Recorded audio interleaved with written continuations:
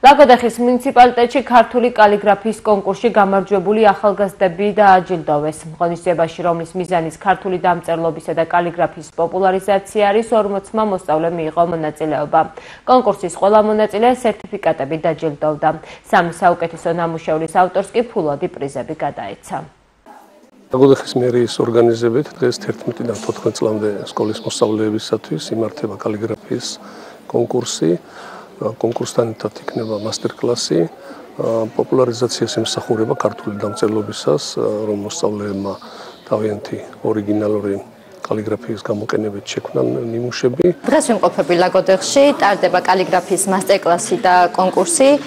ძალიან მიხარია ყოფნა, იმიტომ რომ მასტერკლასთან ერთად კონკურსი არის კარგი იმ მხრივ, რომ ბავშვებს აქვთ мотиваცია, გვეყოლება 3 გამარჯვებული.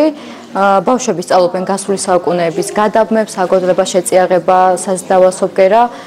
ძალიან სიამოვნეთ პროცესი.